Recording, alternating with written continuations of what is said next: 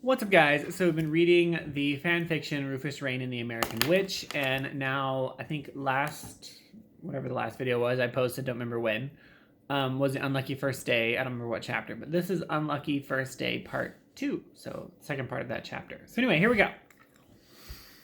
She just had a bout with Professor Raine after their encounter. I arrived at the Quidditch pitch right on time with my broom. I sat with the rest of the students who were trying out as captain of the Slytherin. Let's start over. I arrived at the Quidditch pitch right on time with my broom. I sat with the rest of the students who were trying out as the captain of the Quidditch team spoke. Hello, everyone. My name is Ethan Rhodes. I am the captain of the Slytherin Quidditch team. This year, we are looking for the best of the best. At last year's utter defeat, all slots on the team are open. Anyone who was on the team last year, your place on the team isn't automatic. Several people started booing. I assume they were the last year's Quidditch team players. The team captain continued. Everyone has to try out if you want to be on the team. So let's get started with the beaters. A group of people got up, and one by one, they started to try out.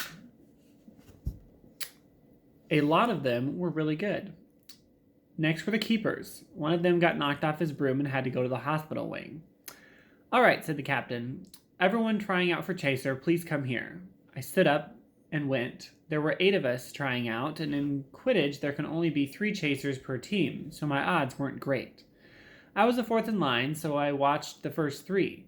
They were all good, but I was still confident. When my turn came, I scored 5 out of 5 times, though I think I injured the keeper with the last one. At the end of the tryouts, Ethan called us to the stands and began to read who got accepted. All right, so Blaine, you're the seeker. Sonia, you're the keeper. He paused as the rest of us applauded them. The beaters are Claire and Max, and the chasers are Lenny, Dennis, and he paused for a dramatic effect. He hadn't yet said my name, and I could see the rest of the people who tried out for chasers were on the edge of their seats. Then Ethan said, Bonnabelle, you're the last chaser. Congratulations, everyone who got in. I'll keep you updated regarding practice times. And with that, he ended tryouts. Everyone left the Quidditch pitch. I was so happy I got in, and the rest of the team... The rest of the team was going to celebrate after dinner, but I had detention with Pine. By the time dinner came, I was starving. I had skipped lunch and ate a light breakfast. I sat down towards the edge of the table and ate some chicken and rice. Much to my delight, Violet sat down in front of me and we ate dinner together. We talked about our day, and I told her I had gotten on the Quidditch team as chaser. Congratulations! That's so great! I'm so happy for you, she said in her regular cheery tone. I arrived right on time for detention. The only other student there was Blaine, the seeker who got caught trying to smuggle fire whiskey. Professor Pine had us organize books, and then he had each of us write a 700-word essay. I had to write about the importance of punctuality, and Blaine had to write about the dangers of alcohol. Professor Pine was harsh with the punishment. By the time I had finished, it was almost curfew, and his classroom is the farthest one from the Slytherin common room. I started to walk quickly to the common room when I heard the door creak. It was the dark and empty classroom. Must have been the wind, I thought. As I started to walk away from it, something came out. It didn't have any particular shape, but it began to form something. I stood there in shock as it formed into a werewolf, and then I realized it was a boggart. I slowly walked backwards and hoped it would just go away, but it walked towards me. I wanted to reach for my wand, but was also too scared. I turned around, ran as fast as I could. I heard his heavy footsteps chasing me, and there were tears streaming down my face. I turned the corner and ran into someone hard and fell on the floor. I looked up and saw Professor Raine looking oddly at me. It's past curfew. What are you doing here? He questioned. I picked myself up off the floor as fast as I could. Professor, But before I could finish the sentence, the boggart werewolf had caught up and growled at the professor and I. Stand back, yelled Professor Raine as he stood in front of me. Excuse me. and tried to cast a spell at the werewolf. His spell didn't work because the only way to defeat a boggart was ridiculous. It's not a werewolf, it's a boggart, I yelled at Raine, still crying. Raine cast ridiculous and contained the boggart in a jar he happened to have on him. My heart was racing from fear and I couldn't stop crying. Come now, I'll escort you to the Slytherin common room.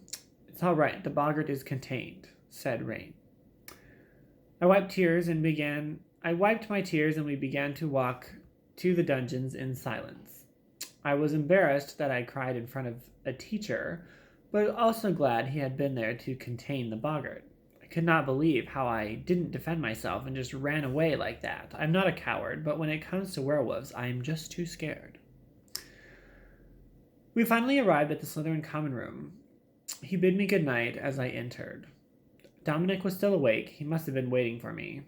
I went straight to bed, not even bothering to change into my pajamas. For those of you who don't know, Dominic is her cat's name.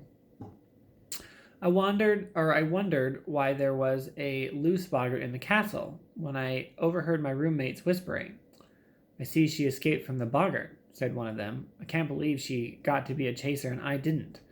I'm so much better than she is, she continued. Maybe the boggart wasn't the best idea, said another one. They set a boggart loose on me over a Quidditch spot? I thought to myself. I resisted the urge to hex the both of them only because I didn't want to get more detention. I ignored what I had heard and went to sleep. Today was awful. We're only at 6 minutes, so let's keep going. The next chapter is Hufflepuff versus Slytherin. Quidditch practice had been brutal ever since I joined the team. Ethan says the Hufflepuffs have a strong team this year. The first Quidditch game of the year is going to be Hufflepuff versus Slytherin. I'm excited to see Violet on the Quidditch pitch. She got accepted as the Hufflepuff Seeker. Everything has been going smoothly after the first day. I arrived on all classes on time. I didn't get any more detentions.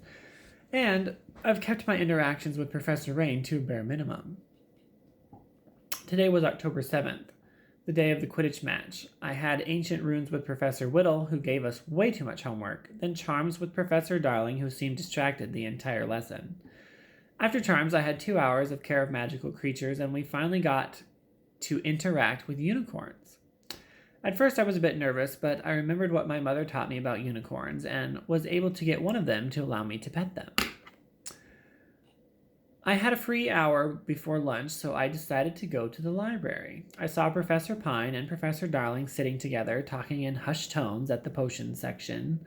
I sat down at one of the tables and I read a book about vampires. From what I heard, there is a professor at Hogwarts who is a vampire, and she teaches vampire studies.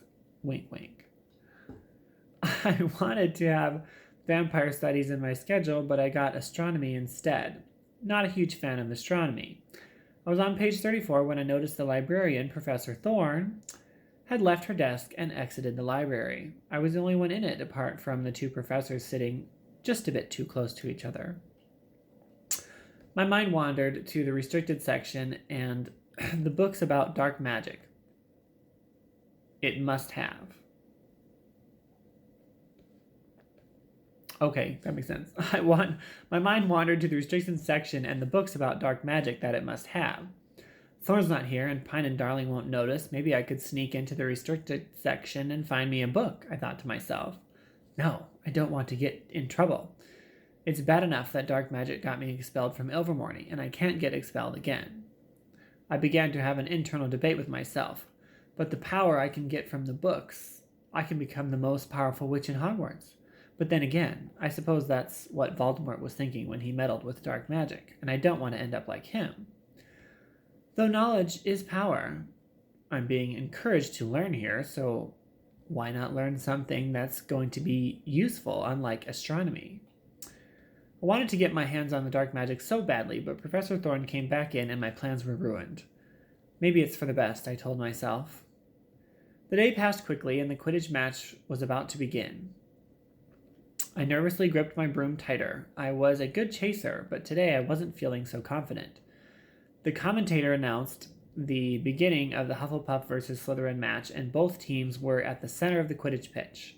Are you ready to get absolutely crushed? Said the Hufflepuff captain with a smirk. We won't be the ones getting crushed today, responded Ethan. She and Ethan had some old rivalry. From what I heard, they're exes or something. The match began, and the Hufflepuff chaser caught the quaffle. I flew towards him while avoiding the bludgers coming my way. He attempted to throw the quaffle to his teammate, but I caught it and flew towards the goalposts.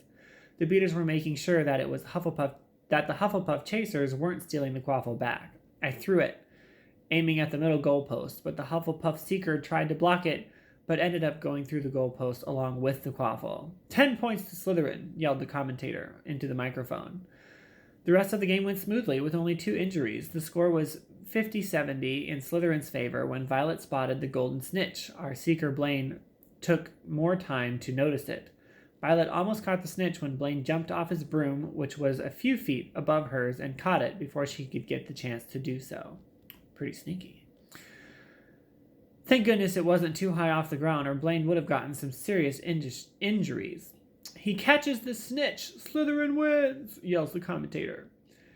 All the players stood on the ground of the field and shook hands. Violet ran up to me and hugged me tightly. Nice throws. You guys were great, she said, slightly out of breath. It was nice of her to compliment the team and be supportive, even though they just lost. After dinner, all the Slytherins went to the common room and celebrated the victory. A lot of students from other houses were there too, including Violet. There was a lot of alcohol, but I decided not to drink so I wouldn't get in trouble if any teachers walked in. There was loud Muggle music playing, and people were dancing. Violet and I were sitting next to each other when she said, "I've never seen the Slytherin girls' dormitory. Could you show it to me?" I was under the impression that all the dormitories and common rooms looked exactly the same. I still had a lot to learn about Hogwarts. I took her up to my dormitory and showed her where I slept. It was much quieter in the dorm It was much quieter in the dorm, and no one else but Violet and I were there. We sat on my bed and talked. "Is that your family?" she asked, pointing to the photo on the bedside table. "Yeah, that's my favorite picture of my family. It's the first Quidditch match I ever went to. My dad bought the tickets for my birthday, and he took the picture before the game started." I told her I felt like I was sharing a bit too much, but then again, that's what friends are for. Violet seemed nervous as she moved closer to me. She looked as if she was about to say something, but then a loud crash from downstairs stopped her. So we're at 12 minutes. I think I can only record up to 15 minutes right now because some of my account settings. So I'm going to stop there. That's 2 chapters, and I will record more later. Thanks for reading with me.